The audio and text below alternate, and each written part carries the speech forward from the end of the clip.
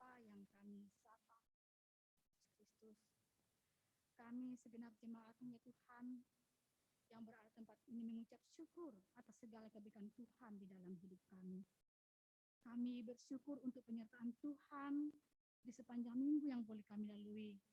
Bersyukur untuk pekerjaan yang Tuhan karuniakan dan boleh kami selesaikan. Bersyukur untuk kesehatan, pemeliharaan Tuhan yang selalu nyata dalam setiap langkah hidup kami.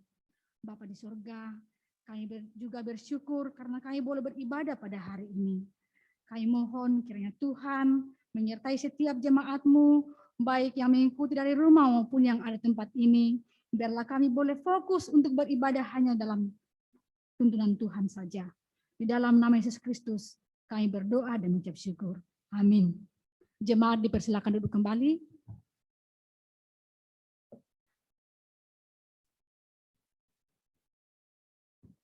Bapak Ibu jemaat yang dikasihi Tuhan, Tuhan Yesus telah mati untuk kita.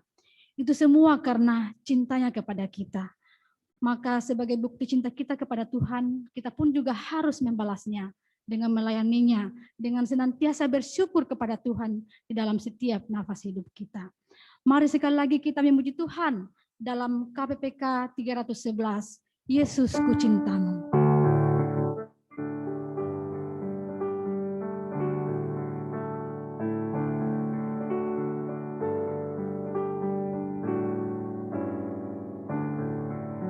Yesus ku cintamu, aku milikmu. Yesus ku cintamu,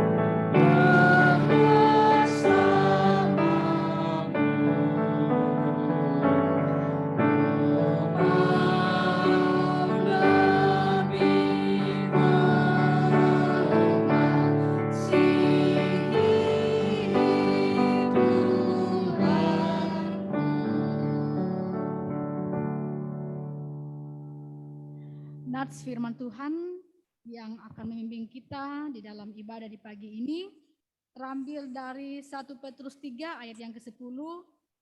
Siapa yang mencintai hidup dan mau melihat hari-hari baik, ia harus menjaga lidahnya terhadap yang jahat dan bibirnya terhadap ucapan-ucapan yang menipu. Sekali lagi, siapa yang mencintai hidup dan mau melihat hari-hari baik, ia harus menjaga lidahnya terhadap yang jahat dan bibirnya terhadap ucapan-ucapan yang menipu.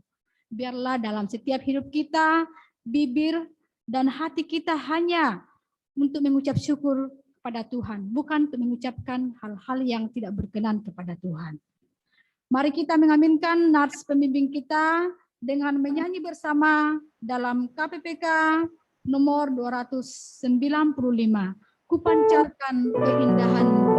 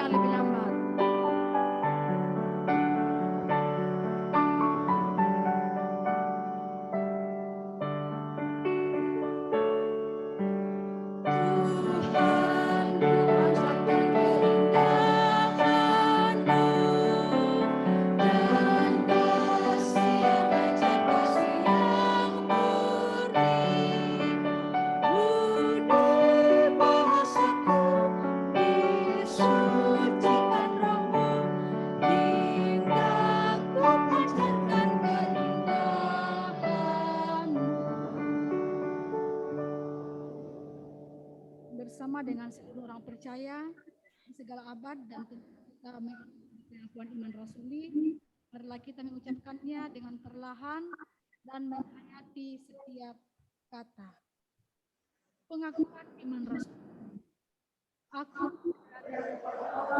apa yang Maha Kuasa, Khalik langit dan bumi, dan kepada Yesus anaknya tunggal Tuhan kita, yang dikandung dari Roh Kudus, lahir dari anak darah Maria, yang menderita di bawah pemerintahan Pontius Pilatus, disalibkan, mati, dan dikuburkan, turun ke dalam kerjaan maut. Pada hari yang ketiga, bangkit pula dari antara orang, naik ke surga, duduk di sebelah Bapa yang Maha Kuasa. Dan dari sana Ia akan datang untuk menghakimi orang yang hidup dan yang mati. Aku percaya kepada Roh Kudus, gereja yang kudus dan am, persekutuan orang kudus, pengampunan dosa, kebangkitan tubuh, dan hidup yang kekal. Amin. Doa syafaat.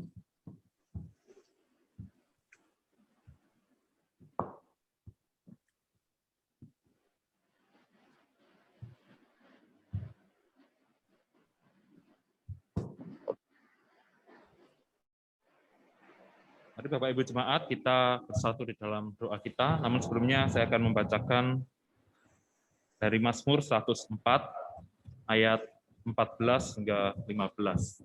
Engkau yang menumbuhkan rumput bagi hewan dan tumbuh-tumbuhan untuk diusahakan manusia, yang mengeluarkan makanan dari dalam tanah, dan anggur yang menyukakan hati manusia, yang membuat muka berseri karena minyak, dan makanan yang menyegarkan hati manusia.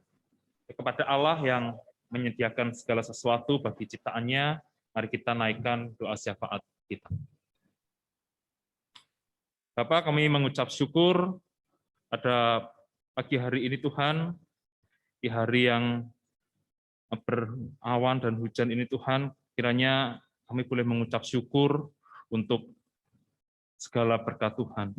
Tuhan, kami yang terbatas ini memohon belas kasih Tuhan bagi negara kami ya Tuhan, yang hari-hari ini juga banyak permasalahan. Ya bukan hanya masalah pandemi COVID saja, tetapi masalah keamanan dan sebagainya.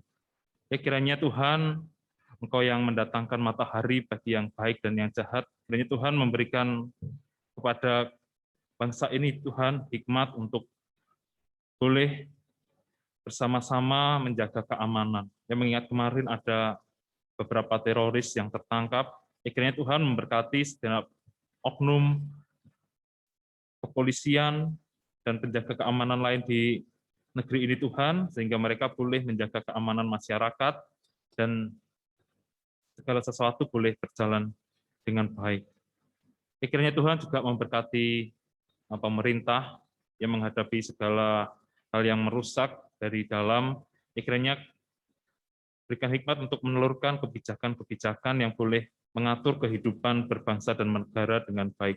Kiranya Tuhan memberkati Pak Jokowi dan segala jajaran yang memerintah di negeri ini, dan kiranya Tuhan memberkati mereka juga dengan kekuatan dan kesehatan. Bapak, kami mengingat juga jemaat di tempat ini Tuhan. Ya, kami berdoa bagi segenap Bapak Ibu Majelis dan rohaniawan yang melayani di gereja ini Tuhan. Kiranya melalui mereka yang Engkau nyatakan kuasa-Mu dan kemuliaan-Mu, ya, sehingga melalui majelis dan rohaniawan yang melayani di tempat ini, jemaat boleh bersama-sama bertumbuh sebagai umat Allah yang bertumbuh seturut kehendak dan kekayaan hikmat yang dari Tuhan saja. Tuhan, kami juga mengingat saudara-saudara kami yang mungkin sudah berumur dan bergumul dengan kesehatan Tuhan, termasuk Pak Leo, ibu dari Ibu Rustina, ayah dari Ibu Ning, dan orang lain yang belum kami sebutkan, saudara-saudara kami yang belum kami sebutkan. Kiranya Tuhan di masa tua Engkau memberikan mereka kesehatan dan sukacita yang melihat keluarga bertumbuh dengan baik. Kiranya Tuhan, kami juga berdoa bagi pekerjaan Bapak Ibu yang ada di berjemaat di tempat ini. Kiranya Tuhan memberkati setiap pekerjaan tangannya. Yang melalui pekerjaan tangannya Tuhan memberkati setiap orang-orang yang terlibat, ya karyawan atau rekan bisnis, dan juga atasan ataupun bawahan di mana mereka bekerja. Kiranya Tuhan memberkati kami semua. Tuhan, kami juga berdoa bagi sekolah Kalam Kudus yang mendekati akhir pembelajaran Tuhan. Kiranya Tuhan memberkati Bapak Ibu guru yang mempersiapkan untuk evaluasi dan sebagainya, dan mempersiapkan untuk pengajaran di tahun ajaran yang baru. Kiranya Tuhan memberikan hikmat, kekuatan, dan sukacita dalam melihat bahwa mereka sedang menuntun anak-anak ini menjadi manusia yang lebih baik. Ya, manusia yang semakin mengenal kehidupan ini dan mengenal Tuhan dengan lebih baik lagi. Kiranya Tuhan juga berkati Buning sebagai direktur pelaksana, kiranya boleh mengkoordinir segenap jajaran yang ada di bawahnya untuk membawa sekolah ini menjadi sekolah yang semakin memberkati dengan benar dan dengan lebih baik lagi. Terima kasih ya Bapak, kami hanya bisa berharap dan memohon kepadamu, tapi kami tahu bahwa Engkau adalah Bapa yang menopang segala sesuatu. Dan kami mau menutup doa kami dengan doa yang Engkau ajarkan. Bapa kami yang di surga, dikuduskanlah namamu, datanglah kerajaan-Mu, jadilah kehendak-Mu di bumi seperti di surga. Berikanlah kami pada hari ini makanan kami yang secukupnya, dan ampunilah kami akan kesalahan kami, seperti kami juga mengampuni orang yang bersalah pada kami. Dan janganlah membawa kami ke dalam pencobaan, tetapi lepaskanlah kami daripada yang jahat. Karena Engkaulah yang mempunyai kerajaan dan kuasa dan kemuliaan sampai selama-lamanya. Amin.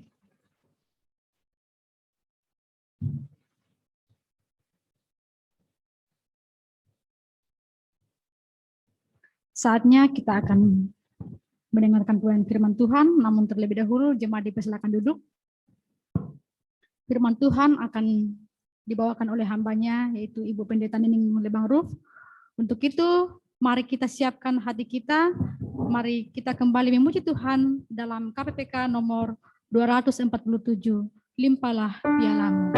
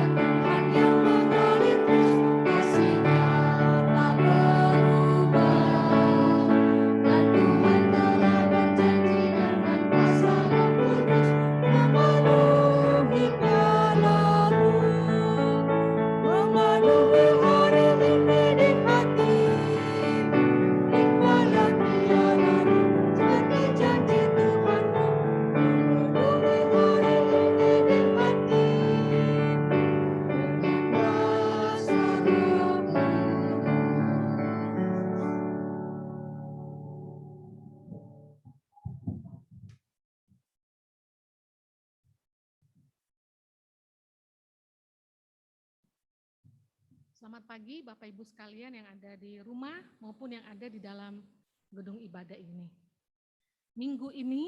Hari Minggu ini adalah hari Minggu pertama setelah Pentakosta. Di dalam beberapa tradisi gereja, khususnya gereja-gereja di Barat, Minggu pertama sesudah Pentakosta itu diperingati sebagai Minggu Trinitas. Minggu Trinitas. Apa Minggu Trinitas? Trinitas dari kata Tritunggal, Allah Bapa, Allah Anak, Allah Roh Kudus. Memang kata Trinitas tidak ada di dalam Alkitab, tetapi konsep mengenai Trinitas, yaitu kesatuan dari Allah Bapa, Allah Anak, Allah Roh Kudus itu kuat sekali di dalam Alkitab, dan itulah yang diajarkan Alkitab mengenai Allah yang kita sembah. Jadi ada Minggu Trinitas untuk mengingatkan akan kebenaran ini, bahwa Allah yang kita kenal di dalam Kristus Yesus adalah Allah Bapa yang telah mengirimkan anaknya Tuhan kita Yesus Kristus. Dan Allah Roh Kudus yang membangkitkan Kristus Yesus dari kematian. Roh Kudus yang ada pada diri kita orang percaya yang menemani kita di dalam perjalanan iman kita di dunia ini. Ketiganya yang Esa. Setiap kali kita nyanyi lagu, hormat bagi Allah Bapa, hormat bagi anaknya, hormat bagi Roh penghibur, ketiganya yang Esa. Esa itu satu, tapi bukan satu angka satu tok. Satu di dalam satu kesatuan yang kuat. Itu kata Esa. Mari kita masuk di dalam renungan kita pada pagi hari ini, dan nanti sedikit saya akan juga menyinggung tentang Trinitas. Mari kita berdoa. Bapa kami yang ada di sorga, kami mengucap syukur hari ini Sekalipun cuaca mendung bahkan hujan, tetapi kami masih boleh tetap merasakan kehangatan dari Tuhan. Kehangatan di tengah-tengah keluarga, gereja, persekutuan kami, dan di rumah kami masing-masing. Kami bersyukur kalau kami boleh ada karena anugerah Tuhan. Dan kami juga bersyukur karena hari ini kami masih boleh membaca, merenungkan firman-Mu.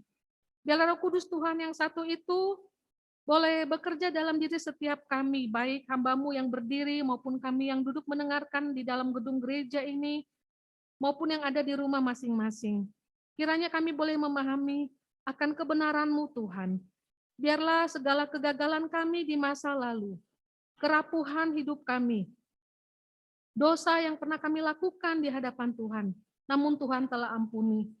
Kekurangan, kelemahan diri kami, biarlah semuanya itu Tuhan tidak menghalangi kami untuk datang kepada Engkau dan boleh memahami akan kebenaran-Mu. Karena Engkau sudah mengampuni kami. Engkau ingin kami boleh terus bertumbuh di dalam pengenalan yang benar akan Engkau Tuhan. Dan biarlah kelemahan hamba-Mu, kekurangan hamba-Mu tidak membatasi akan firman-Mu boleh disampaikan kepada kami. Jadikan hati setiap kami sebagai tanah yang subur, yang siap untuk ditaburi akan benih firman Tuhan. Dan kami percaya pada waktunya nanti benih itu akan tumbuh lebat, boleh berbuah, menuntun akan diri setiap kami, menuntun anak-anak kami, menuntun kekasih-kekasih kami, untuk boleh hidup semakin mengasihi Tuhan, gereja Tuhan, dan juga berguna bagi sesama. Di dalam nama Tuhan kami, Yesus Kristus, kami berdoa. Amin. Bapak Ibu yang dikasih oleh Tuhan, hari ini tema renungan kita adalah komunikasi keluarga. Saya menambahkan komunikasi kasih di dalam keluarga. Kita akan membaca dari Kolose pasal yang ketiga.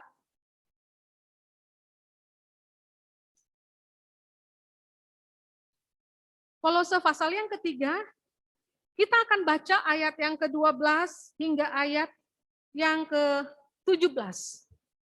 Bolehkah saya minta yang kekasih dari belakang bisa membaca bagi kita, Pak Victor?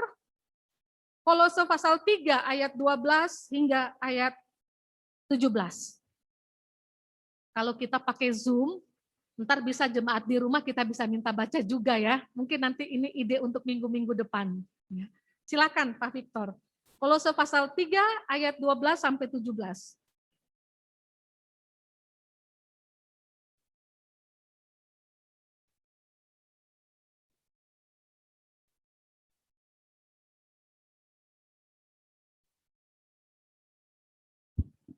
Yes. Firman Tuhan berkata pada Kolose pasal 3 ayat 12 sampai dengan 17.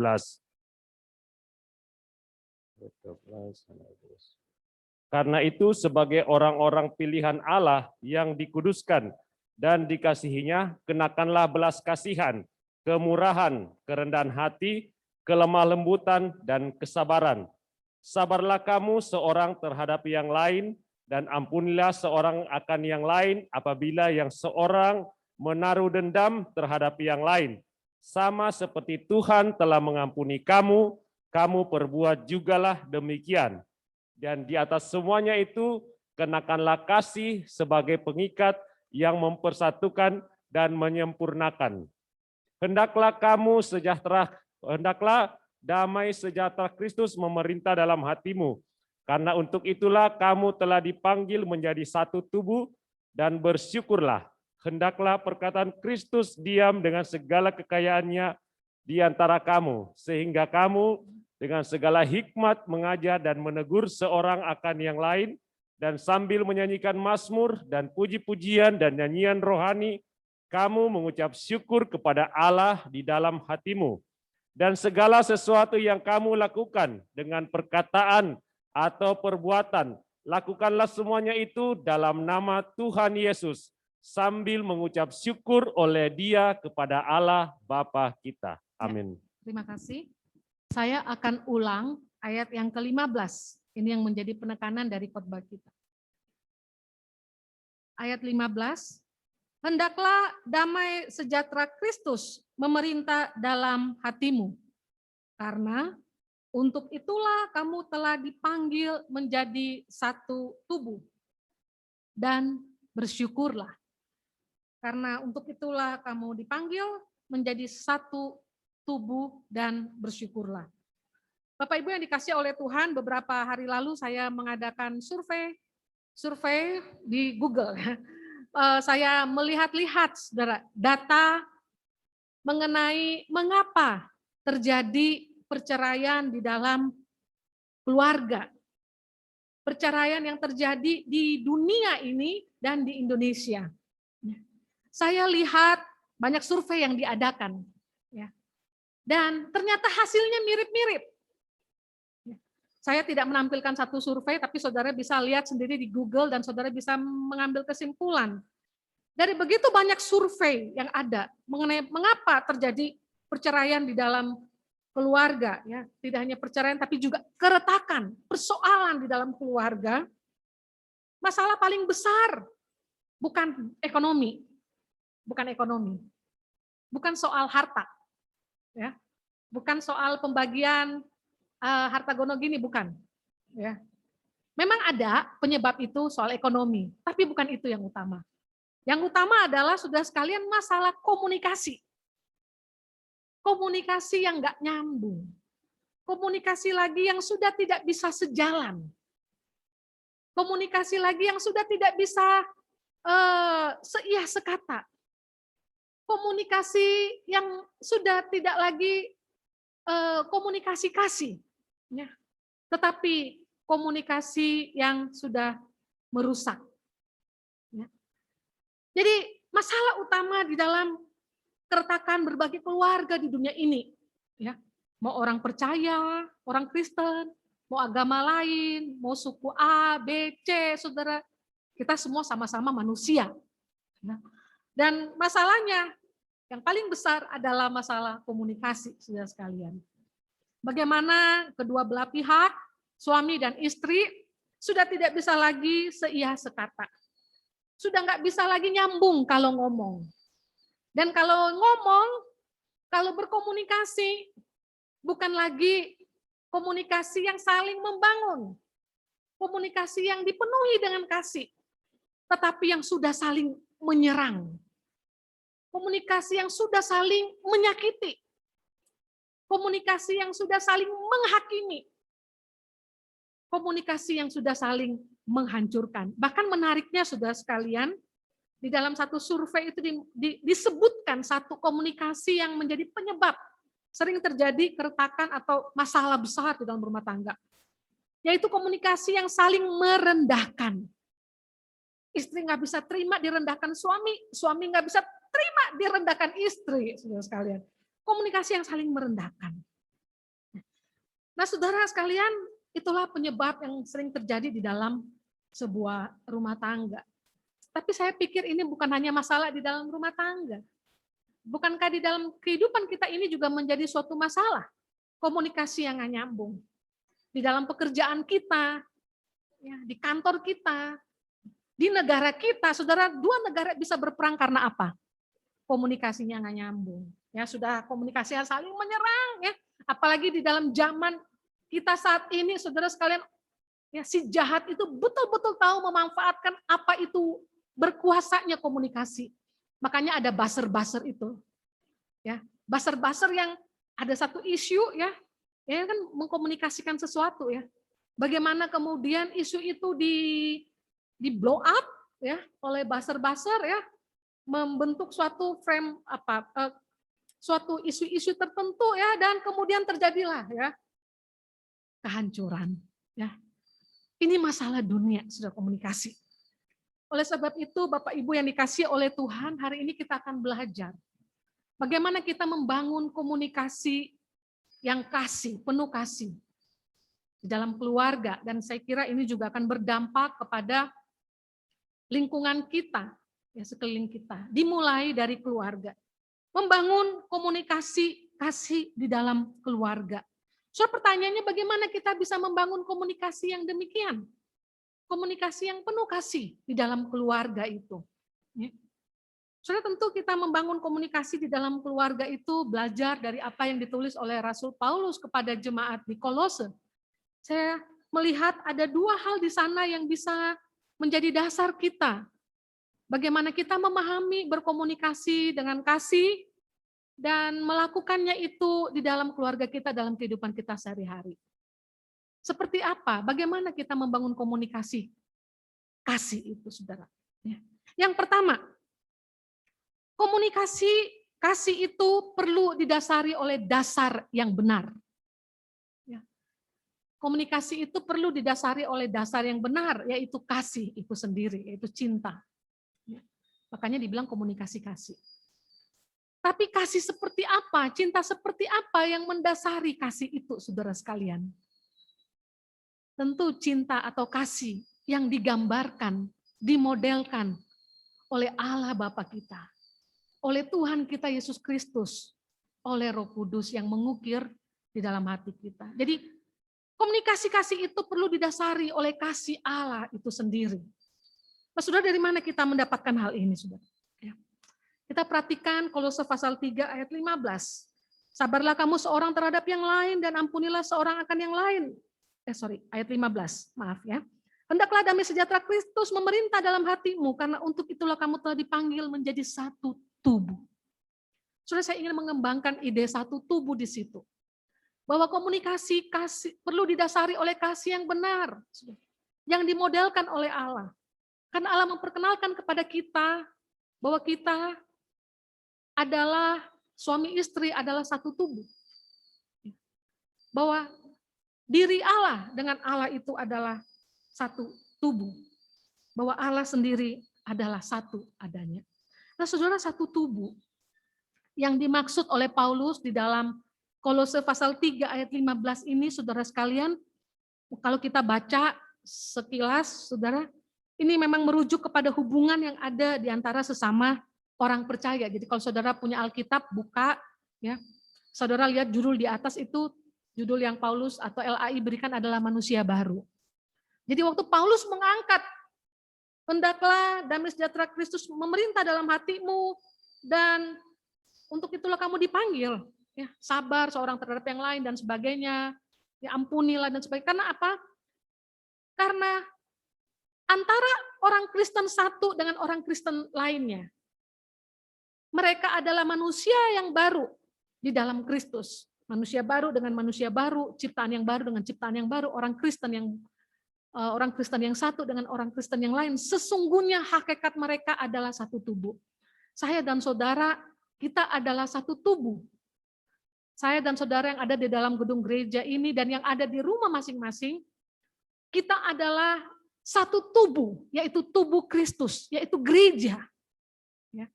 Gereja adalah tubuh Kristus dan Kristus sebagai kepalanya. Paulus mengangkat di sini. Kenapa kita perlu menjalankan komunikasi yang penuh dengan kasih, mengampuni dan sebagainya?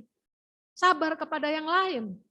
Karena kita pada sejatinya adalah satu tubuh. Gereja satu tubuh, anggota gereja satu tubuh dengan Kristus sebagai kepala. Satu tubuh di sana itu dasar. Kenapa kita melakukan komunikasi kasih itu? Nah, saudara, sebenarnya tidak berhenti di situ konsep Paulus mengenai satu tubuh, bahwa itu menggambarkan hubungan orang percaya satu dengan orang percaya lain. Tapi saudara, satu tubuh itu juga dipakai oleh Paulus untuk merujuk kepada hubungan suami dan istri. Makanya kalau saudara lihat di Alkitab, habis ayat 15, itu kalau kita maju sedikit, di ayat 18 sama 20 sampai 21 udah bicara tentang hubungan di dalam keluarga, hubungan suami istri. Kalau kita lihat di Efesus, saudara sekalian, gambaran di sana Paulus angkat, ya, ini rahasia yang besar kata Paulus, bahwa satu tubuh, sama seperti Kristus adalah kepala dan gereja itu adalah tubuhnya, demikian pula juga hubungan suami dan istri, satu tubuh. Ya. Kepala suami itu adalah kepala, tubuhnya, anggotanya, pasangannya, istrinya, satu tubuh. Ya. Nah, saudara, saya kira Paulus tidak mengada-ngada melihat konsep satu tubuh di sana. Karena Paulus tentu juga tahu apa yang dikatakan oleh Tuhan Yesus ya, di dalam Matius, yang dicatat oleh penulis Matius, apa yang sudah dipersatukan oleh Allah yang nggak boleh dipisahkan. Kenapa? Karena mereka telah menjadi satu daging. satu tubuh. Apa yang ada di dalam perjanjian baru, saudara, itu mengakar kepada perjanjian lama. Alkitab mula-mula mengangkat bagaimana keluarga itu terbentuk. Keduanya akan menjadi satu daging, satu tubuh. Saudara, menarik sekali konsep satu ini. Karena ada satu tubuh. Sesama orang percaya, kemudian suami istri juga itu satu tubuh, satu daging, saudara. Ini begitu kuat, menjadi dasar alasan mengapa komunikasi kasih itu perlu dijalankan. Tapi konsep satu tubuh tidak berhenti sampai di situ, saudara sekalian.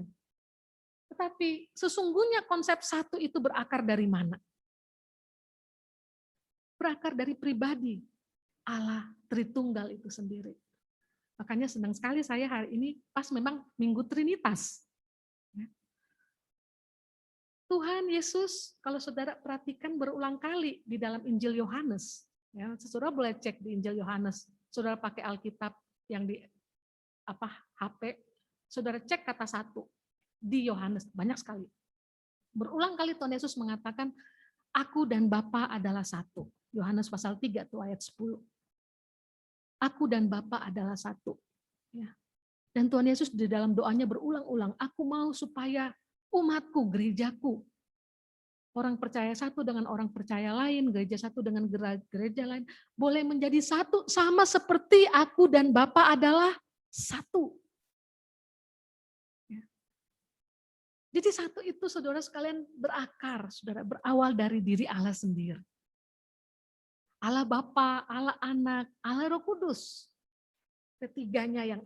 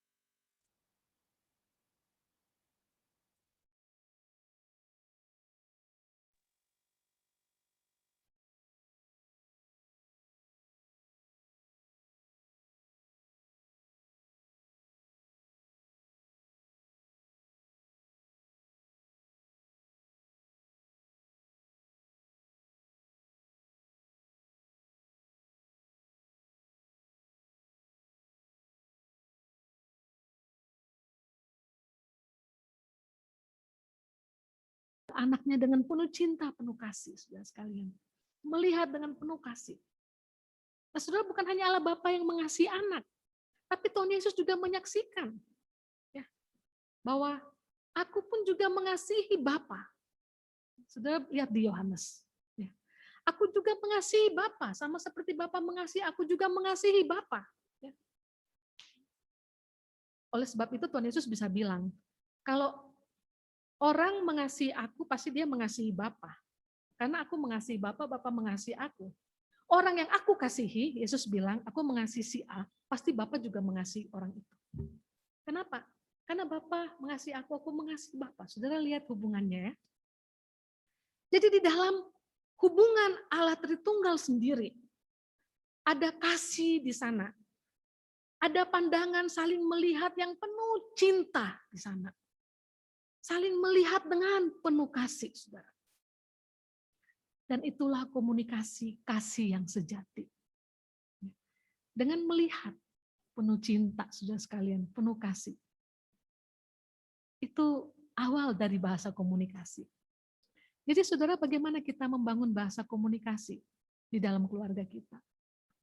Lihatlah orang yang Tuhan berikan dalam hidup kita dengan penuh kasih, dengan penuh cinta. Itu pertama-tama dulu.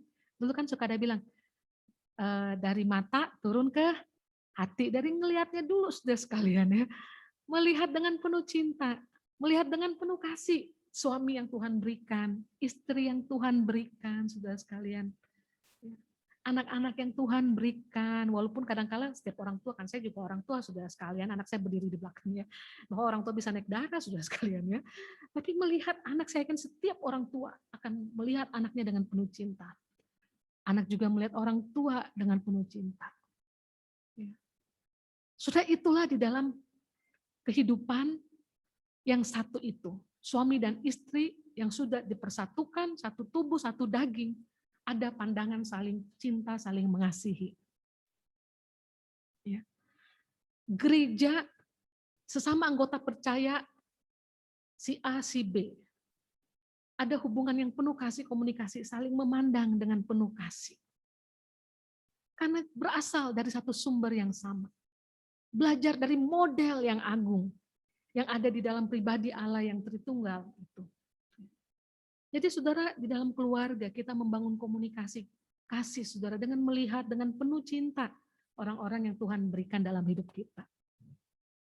Saudara, ini mudah? Enggak mudah, saudara. Kenapa, saudara? Karena kita manusia yang pernah jatuh dalam dosa. Pandangan kita sering gagal, saudara sekalian. Seringkali saudara kita bisa melihat ya pada waktu kita mungkin merasa disakiti, pandangan kita bukan pandangan kasih tapi pandangan jengkel. Ya. Pandangan yang penuh dengan amarah, saudara sekalian. Ya. Pandangan dengan penuh ketidaksukaan, saudara. Sudah dari memandang demikian, itu udah dipastikan ujung-ujungnya pasti ada keributan. Tapi dari sini kita belajar bahwa memandang dengan penuh kasih. Melihat suami yang Tuhan berikan buat kita. Melihat istri yang Tuhan berikan untuk kita, saudara sekalian. Melihat anak-anak yang Tuhan berikan untuk kita, saudara. Mengapa kita memandangnya dengan penuh kasih, saudara? Karena ingat siapa yang memberikannya untuk kita, yaitu Allah sendiri. Yaitu Tuhan yang memberikannya untuk kita. Jadi saudara, kita mengasihi di dalam rumah. Dimulai dari bagaimana kita melihat, memandang orang itu. Kan orang menikah tuh karena atas dasar cinta kan. Setiap kali yang datang ke gereja minta diberkati, bimbingan pranikah. Kenapa bisa mau nikah? Atas dasar suka sama suka. Atas dasar saling cinta, saudara sekalian. Rasanya saya nggak pernah ada, sebelum saya dalam pelayanan belum pernah melihat memberkati orang nikah karena dipaksa. Ya. Atau saya juga belum pernah dengar teman-teman rohaniwan yang pendeta memberkati orang yang dipaksa, dia nggak cinta tapi disuruh menikah dengan dia. Rasanya nggak ada, sekalian ya. Rasanya nggak ada. Kalau zaman dulu mungkin ada ya, gitu. Ya, zaman Siti Nurbaya. Tapi sekarang kan enggak. Jadi saudara, kita membangun komunikasi itu perlu didasari oleh kasih yang benar, kasih yang dimodelkan oleh Allah Bapa. Itu sebabnya penting sekali kita mempunyai pengenalan yang semakin dalam akan Allah. Semakin dalam kita mengenal Allah, semakin dalam juga kita tahu bahwa Allah begitu mengasihi kita. Semakin dalam kita mengenal Allah, semakin dalam kita mengenal pasangan kita dan anak-anak kita. Semakin dalam kita mengenal Allah, semakin tahu Tuhan itu begitu mengasihi kita. Tuhan begitu mengampuni kita. Demikian juga kita semakin tahu bahwa kita juga perlu mengampuni orang-orang yang ada di dalam rumah kita, pasangan kita, orang-orang yang dekat dengan kita. Jadi saudara yang dikasihi oleh Tuhan, membangun komunikasi didasari oleh kasih yang benar, cinta yang Allah. Nah, saudara, problemnya adalah, saudara, kalau kita tidak punya pengenalan akan Allah yang benar, saudara, maka komunikasi kasih itu sulit dibangun. Kalau kita nggak pernah tahu bahwa Allah sudah mengampuni kita akan susah untuk mengampuni pasangan kita dan anak-anak kita. Kalau kita tidak punya pemahaman bahwa Allah itu begitu sabar dengan kita, maka kita juga susah untuk sabar dengan pasangan kita. Kita juga susah sabar dengan anak-anak kita. Saudara, anak-anak saya tahu saya berulang kali jatuh di dalam hal kesabaran, ya sekalian. Ya, tapi itu perlu harus terus dilatih. Kalau kita kurang mengetahui, kurang memahami bahwa Allah begitu telah mengampuni kita, kita juga akan sulit untuk mengampuni pasangan kita dan anak-anak kita. Saudara, saudara ingat ada kisah yang Tuhan Yesus pernah cerita, perumpamaan, ya. Ada seorang hamba yang berutang pada tuannya, utangnya banyak sekali, disuruh bayar nggak bisa. Lalu tuannya bilang, ya sudah karena Tuhannya begitu mengasihi, akhirnya dia mengampuni, udah nggak apa-apa, nggak usah bayar. Nah, hamba ini pergi keluar, lalu ketemu sama hamba yang lain yang juga berutang yang jauh lebih sedikit.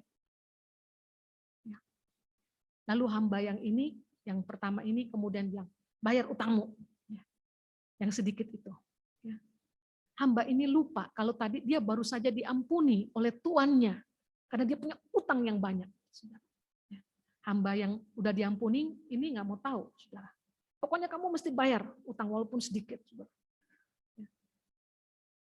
Temennya hamba yang lain itu nggak bisa bayar, lalu dia hukum. Saudara, kita tahu cerita itu pada akhirnya Tuhan itu murka setelah tahu peristiwa ini. Ini hamba nggak tahu kalau udah diampuni, dia juga nggak mau mengampuni orang lain. Terus kalau seringkali di dalam kehidupan kita rumah tangga, saudara sekalian, kita mendapatkan akibat-akibat yang nggak menyenangkan, yang kita nggak harapkan. Karena kita nggak bisa belajar mengampuni, karena kita sudah diampuni. Kita nggak bisa belajar memaafkan, karena kita juga nggak pernah sadar bahwa kita sudah dimaafkan oleh Tuhan kita. Kita kurang sabar kepada orang dalam rumah, karena kita juga nggak sering lupa bahwa Tuhan itu begitu sabar di dalam hidup kita. Jadi saudara, komunikasi kasih kita bangun dengan melihat kepada Allah Tritunggal. Ya, di dalam hubungan Allah Bapa, Allah Anak, Allah Roh Kudus yang penuh kasih itu. Sehingga kita bisa mengerti saudara sekalian mengapa Paulus mengatakan di ayat 12, ya, karena itu sebagai orang-orang pilihan Allah yang dikuduskan dikasihinya, kenakanlah belas kasih, kemurahan, kerendahan hati, kelemah lembutan. Itu semua bahasa komunikasi, saudara. Yang kedua, bagaimana kita membangun komunikasi kasih itu? Kalau tadi dengan mengambil model dari apa yang ada dalam hubungan Allah Bapa, Allah Anak, Allah Roh Kudus, maka yang kedua, komunikasi kasih itu bisa dibangun kalau apa, saudara sekalian? Kalau hati kita dipenuhi dengan ucapan syukur. Komunikasi kasih itu dibangun melalui ucapan syukur. Di ayat 15, Paulus mengatakan, hendaklah damai sejahtera Kristus memerintah dalam hatimu, karena untuk itulah kamu telah dipanggil menjadi satu tubuh. Titik sampai di situ, tidak. Ada kelanjutannya. Dan bersyukurlah. Ya. Kalau kita nanti lanjut di ayat yang ke-16, saudara sekalian, di sana juga Paulus kembali mengangkat, kamu mengucap syukurlah. Mengucap syukurlah. Di ayat 17, di sana juga diangkat mengucap syukurlah. Saudara, kental sekali di dalam pengajaran Rasul Paulus kepada jemaat-jemaat yang menerima suratnya di Kolose, di Filipi, di Efesus, saudara. Mengucap syukurlah dalam segala sesuatu. Mengucap syukur, mengucap syukur, mengucap syukurlah. Give thanks. Saudara, komunikasi kasih itu bisa dibangun. Ya, kalau di dalam diri setiap orang yang ada di rumah, suami, istri, anak-anak, dipenuhi dengan ucapan syukur. Saudara, seringkali permasalahan muncul karena apa? Kurang mengucap syukur. Persoalan tambah menjadi tajam seringkali karena apa? Karena tidak mengucap syukur. Saudara, kenapa Alkitab Perjanjian Baru ini ya terus-menerus menekankan mengucap syukur. Saudara, mengucap syukur karena Allah itu satu adanya, Allah yang satu itu memberikan berkat-Nya. Tadi Pak Yusak berdoa, ya, Allah yang memberikan hujan, ya, sinar matahari untuk siapa? Orang yang baik dan orang yang jahat. Nah, sekalian. Tuhan yang satu itu memberikan berkatnya. Nah, sekarang bagaimana saudara kita melihat Tuhan yang satu itu memberikan berkatnya bagi anak-anaknya, saudara. Tuhan memberikan berkatnya kepada setiap anaknya, saudara. Didasari oleh kasih-Nya dan keadilannya. Jadi dari sini kita bisa memahami, kalau Tuhan berikan berkat buat Bu Hulda, itu pasti sama dengan berkat yang dia berikan kepada Pak Yusak, sama dengan yang dia berikan kepada Ibu Hana, sama dengan yang dia berikan kepada Bu Nelpi, kepada Bu Amel, kepada Pak Parlin, kepada saya, kepada setiap kita. Tuhan yang penuh kasih dan keadilan itu memberikan berkatnya dengan adil. Jadi saudara, seharusnya tiap-tiap orang yang menerima berkat ini mengucap syukur. Namun seringkali tidak mengucap syukur karena apa? Melihat dia punya, kok lebih bagus ya dari saya, kok dia punya lebih enak ya dari saya, kok dia lebih diberkati ya dari saya. Ya. Saudara, kita kenal di dalam kehidupan kita suatu istilah, rumput tetangga lebih hijau dari rumput sendiri, saudara sekalian. Saudara pernah mendengarkan itu? Ya, rumput tetangga lebih hijau dari rumput sendiri, di halaman sendiri, saudara sekalian. Ya, ini sering terjadi, saudara sekalian. Mungkin suami-suami pernah ngomong gitu ke istrinya ya. Atau ya ini berlaku untuk semua, saudara sekalian. Ya di dalam natur keperdosaan kita, manusia lama kita yang pernah jatuh dalam dosa, saudara sekalian, dengan pikiran kita yang sudah korup oleh dosa, seringkali kita melihat rumput tetangga itu lebih hijau dibandingkan dengan punya kita, saudara. Saudara jangan pikir ini ada di pikiran orang dewasa, kita-kita yang udah dewasa. Saudara, ini juga ada mulai dari anak-anak, saudara. Saya coba mengingat-ingat waktu kecil, saudara, SD, saudara, ya, itu pikiran tuh masih ada, ingat-ingat. Wah, dia tuh kok lebih enak ya hidupnya ya. Mulai ada iri, saudara sekalian ya. Jadi dari anak-anak pun, saudara, itu ada. Ya. Sudah di sekolah kita tuh kan, ya ini waktu sebelum pandemi, siswa datang kan melewati jam makan siang di sekolah. Jadi ada yang bawa bekal dari rumah, ada yang beli di kantin. Ya. Nah saudara, ada banyak pelajaran ketika anak makan siang di sekolah. Ya. Salah satu pelajarannya adalah belajar mengucap syukur. Karena kenapa saudara? Seringkali saya perhatikan ya, anak-anak yang bawa bekal dari rumah, itu biasa ada anak yang bekalnya nggak habis. Kenapa? Ini anak kelas kecil. Karena pas waktu jam makan siang, waktu snack time ya, dia buka kotaknya, dia lihat temennya punya, ya lebih enak daripada punya dia. Ya, padahal mamanya dia nggak tahu, mamanya udah nyiapin dengan susah payah di rumah, ya, dengan sengaja khusus beli untuk dia, udah diatur baik-baik di dalam kotak bekalnya. Sampai di sekolah dia buka, dia lihat temennya punya, dia lebih enak punya temen, dia nggak makan punya dia, saudara. Dia ada begini minta temennya, sampai ibu gurunya di dalam kelas mesti tanya dia. Ya. Ayo bekalnya dimakan, berdoa dulu kan, mengucap syukur, berterima kasih. Ya. Mulutnya berterima kasih sudah sekalian, tapi sikapnya lihat punya teman lebih enak, lihat sana punya lebih enak. Ya. Itu artinya apa saudara? Benih suka melihat orang lain punya lebih hijau tuh ada dari kecil, saudara. Ya. Itu sebabnya sekolah melatih, orang tua melatih. Guru-guru pasti yang lihat gitu akan bilang, ayo, ya, mengucap syukur dengan bekal yang dibawa dari rumah, mengucap syukur dengan apa yang papa mama kasih. Ayo belajar makan, ya, nikmati, terima, sudah itu harus dilatih. Ya. Anak tuh yang kalau hanya dilihat orang lain punya lebih enak, terus diikuti maunya, saudara, itu namanya tidak melatih dia untuk mengucap syukur. Tapi waktu dia diminta untuk ayo makan punyamu, itu juga enak. Ya. Bahkan kalau engkau sudah makan, engkau juga bisa berbagi. Mungkin bagi temanmu yang lain, punyamu juga enak. Melatih dia mengucap syukur dengan apa yang ada padanya. Apa yang dia diberikan oleh orang tua, dia mengucap syukur itu.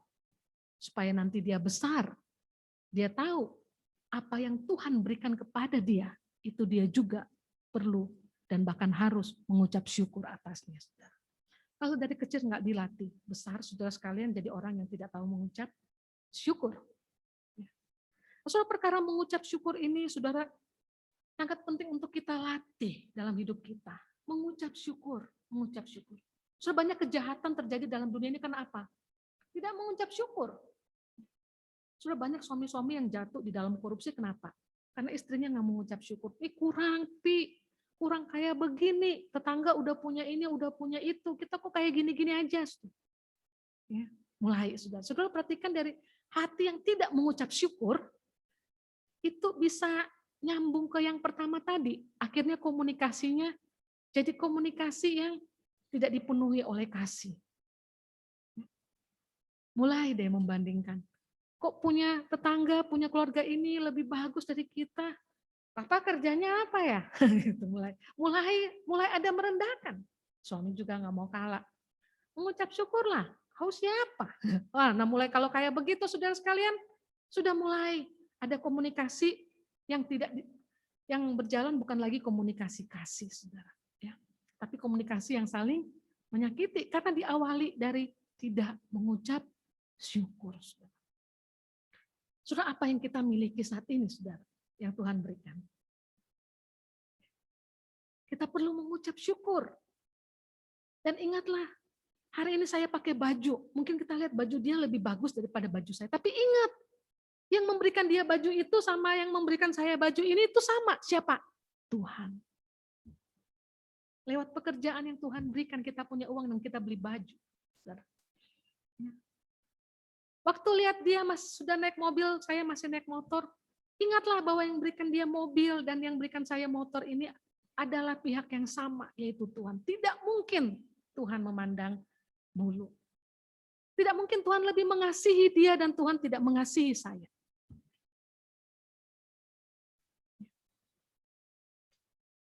Ada orang yang diberikan anak, ada yang enggak, saudara. Tuhan yang mengizinkan kedua-duanya terjadi. Bukan berarti Tuhan lebih mengasihi keluarga itu dan Tuhan tidak mengasihi keluarga saya. Tapi Tuhan yang memberikan keadaan itu adalah Tuhan yang sama. Kok pekerjaan dia lebih bagus ya? Jabatan dia lebih enak daripada punya saya? Kok tokonya dia lebih ramai daripada tokonya saya? So ingatlah bahwa Tuhan yang memberikan pelanggan itu. Datang ke tokonya dan Tuhan juga yang memberikan pelanggan itu. Sekolah-sekolah Kristen tuh nggak boleh bersaing. Kenapa? Karena melihat ini bahwa yang memberikan murid itu siapa? Tuhan. Ya. Tuhan. Terus jadi penting melihat siapa yang memberikan itu sudah dalam hidup kita, sehingga kita bisa mengucap syukur. Ini pun perlu terus dilatih di dalam hidup kita, saudara sekalian. Saudara, seringkali dalam hidup ini kita merasa tidak sanggup menjalaninya. Mungkin kita sudah gagal, bahkan kita pernah gagal, saudara. Atau mungkin kita sedang mengalami jalan yang sulit sekali ya dalam keluarga kita. Ya. Bahwa komunikasi sudah tidak bisa dipertahankan. Ya, berangkat dari berbagai macam hal, termasuk tidak mengucap syukur. Sudah bagaimana kita mempertahankan kesatuan di dalam keluarga kita? Bagaimana kita mempertahankan kesatuan di dalam gereja kita? Hanya dengan memandang kepada kasih Kristus. Bahwa Tuhan turut bekerja di dalam segala sesuatu. Mendatangkan kebaikan. Tepat pada waktunya. Saudara, di akhir dari renungan ini saya ingin sharing. Saya sedang ikut kelas hidroponik. Kelas yang nanam-nanam di itu tuh, di media air gitu ya. Lalu saya ikut satu kelas, saudara sekalian, saya mesti pesan benihnya, terus pesan media-media tanamnya, saudara, paket itu datang. Waktu paket itu datang, saudara sekalian, saya buka, saudara, ada peralatan nanam di sana. Dan juga ada benih. Ya. Ini pertama kali dalam hidup, saudara, saya memperhatikan benih. Saudara tahu benih? Ya. Itu ibu-ibu di rumah tahu biji wijen kan? Kecil. Ada benih yang lebih kecil daripada biji wijen itu. Ya. seperti benda mati, ya memang ya begitu aja gitu. Seperti pasir, ya lebih besar sedikit dari pasir, kecil nggak ada apa-apanya. Ya. Saya pikir wah ini nih namanya canggih banget, ya Grand Rapids apa gitu jenis selada, sudah orang bikin macam-macam nama selada ya.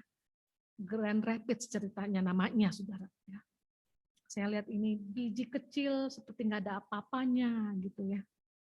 Nah saudara, lalu ditunjukkan ya hasil dari benih ini ya, nantinya akan menjadi selada yang besar saudara sekalian, daunnya begitu lebar. Saya membayangkan hasil daun yang begitu lebar dengan biji yang kecil ini kok bisa ya? Dan yang menarik buat saya adalah saudara sebelum dia menjadi sayuran yang berdaun hijau dan lebat ya dan segar itu saudara, ternyata benih ini ya itu harus melewati satu proses. Suatu proses disemai. Ya. Disemai, ditaruh, dan kemudian sama tutornya saya dibilang begini saudara, Ibu itu nanti benihnya ditaruh di rock wall, ya rock wall itu media tanamnya, kan dia belum bertunas. Nah supaya dia bertunas, dia harus dimasukkan ke dalam tempat yang gelap. Nggak boleh kena sinar matahari.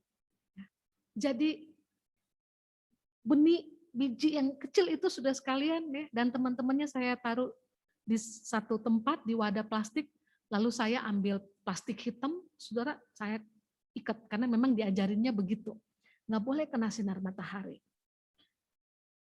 Saudara ketika melihat hal ini, ya, saya memikirkan satu hal, kasihan banget ini benih ya, dia ada di dalam kegelapan. Ya. Nah, setiap proses yang kita jalani, saudara, saya harus foto dan harus berikan captionnya. Jadi saya tulis nih prosesnya apa. Saya tulis nama saya Nining, kode saya S305, captionnya apa? Benih dalam lembah kekelaman. Ya kan benih kan di dalam plastik hitam, gelap sekali di sana. Tapi itu dia harus ditaruh di sana, di dalam tempat yang gelap. Supaya apa? Besoknya atau 2 hari berikutnya mulai muncul benih sprout itu. Muncul. Ada tangkai, ada daun kecil. Nanti kalau udah muncul, dikeluarin, lalu dijemur, ditaruh di tempat yang kena sinar matahari, tapi nggak boleh kena hujan. Pokoknya harus kena sinar matahari. Nah, saudara, saya merenungkan apa, saudara?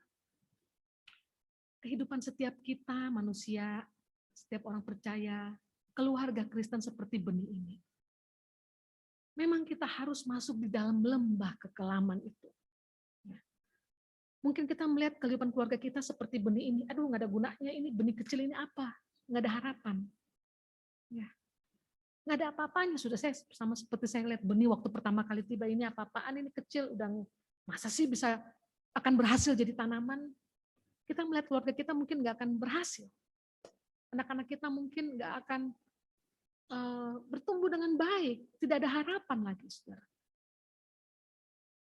Tapi setiap keluarga harus masuk di dalam lembah kekelaman. Setiap kita orang percaya masuk dalam lembah kekelaman. Situasi yang gelap, kalau saudara merasa keluarga saudara sekarang berada di tempat yang begitu sulit, ya, begitu kelam, diambang kehancuran, diambang kegagalan. Ingatlah bahwa itu memang proses yang harus kita alami. Supaya kita bisa bertumbuh. Dan setelah bertumbuh melewati lembah kekelaman itu, kegelapan itu, kita mendapatkan sinar matahari, kita dilatih juga di sana untuk tumbuh dan kemudian nanti jadi sayuran yang berbuah, berdaun segar dan lebat itu. Dari benih yang sepertinya nggak ada apa-apa bisa menjadi daun yang berbuah, daun yang segar. Nah, saudara, saya memikirkan kenapa bisa benih bisa jadi sayur yang berbuah lebat. Tuhan yang ciptakan benih itu. Tuhan menciptakan benih itu. Tuhan yang menciptakan benih itu adalah Tuhan yang sama, yang memberkati keluarga kita, yang memberkati kehidupan umatnya, saudara. Kalau benih yang nggak ada apa-apa bisa jadi tanaman yang begitu indah. Saudara. Bagaimana tidak hidup saya dan saudara? Bagaimana tidak hidup keluarga kita di hadapan Tuhan? Tuhan akan jaga, Tuhan pelihara. Pada waktunya nanti akan menghasilkan hasil yang segar. Tanaman yang berdaun hijau. Keluarga kita akan menikmatinya. Saudara. Tidak masalah latar belakang kita seperti apa. Tapi lihatlah kepada Tuhan. Yang berkuasa itu. Yang mengasihi kita. Kiranya Tuhan memberkati kita. Mari kita berdoa. Bapa kami yang ada di sorga, kami bersyukur, kami boleh merenungkan akan firman-Mu. Kasih-Mu, kesabaran-Mu yang melampaui segala akal itu biarlah juga boleh hidup dalam diri kami. Tolong setiap pribadi kami, tolong keluarga kami, supaya kami boleh menikmati berkat yang Tuhan Engkau berikan di awal pernikahan kami, yang sudah Tuhan Engkau janjikan ketika kami datang, memohon ampun, untuk kami boleh hidup menjadi anak-anak-Mu. Terima kasih untuk setiap pembaharuan yang Tuhan sudah kerjakan dalam kehidupan kami. Walaupun dulu mungkin kami pernah gagal, tetapi kami tahu Tuhan, Engkau Allah yang menerima kami. Dan biarlah Tuhan dengan kekuatan cinta kasih yang Tuhan berikan kepada kami, kami boleh melanjutkan hidup kami untuk mengasihi keluarga kami, anak-anak kami, orang tua kami, dan apapun yang Tuhan berikan dalam hidup kami.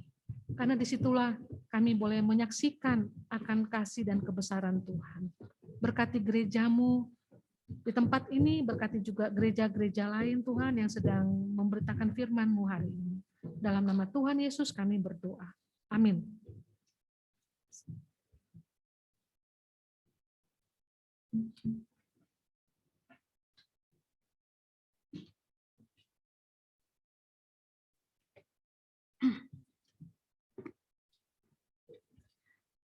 Terima kasih untuk perenungan firman Tuhan yang sudah dibawakan oleh Ibu Pendeta Nining Lebang Ruh.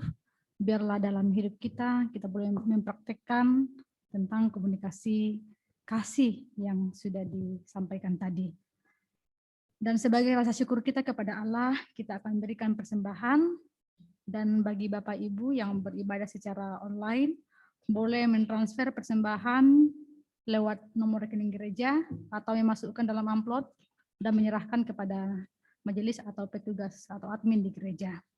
Firman Tuhan mengingatkan kita sekalian dari 2 Korintus 9 ayat 7, hendaklah masing-masing memberikan menurut kerelaan hatinya, jangan dengan sedih hati atau karena paksaan, sebab Allah mengasihi orang yang memberi dengan sukacita.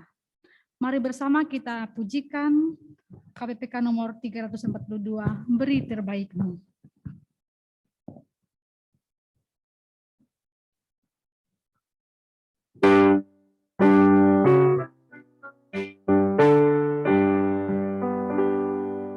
Dengar seruannya, beri terbaikmu.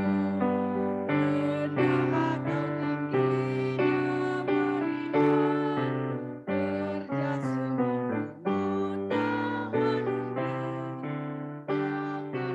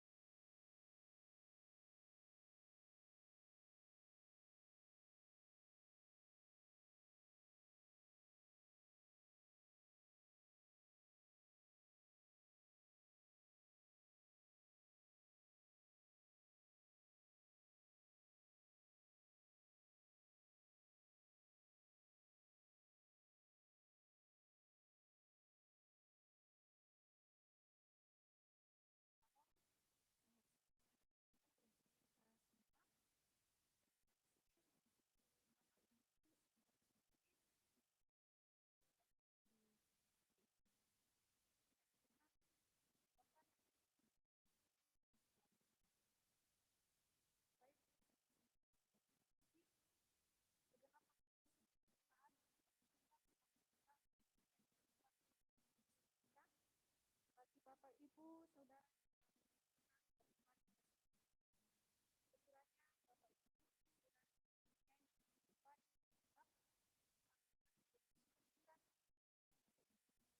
ibadah-ibadah selanjutnya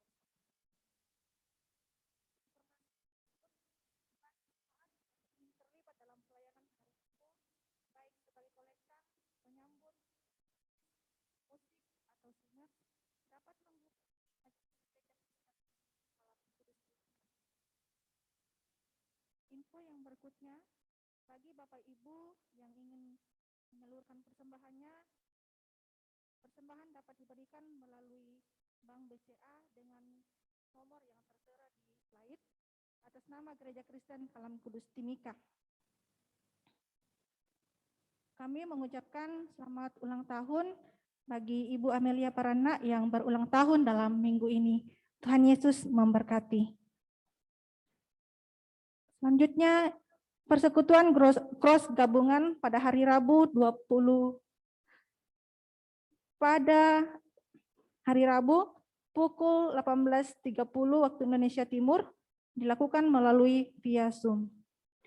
Demikian info pada hari ini. Terima kasih dan selamat hari Minggu. Tuhan Yesus memberkati kita semua.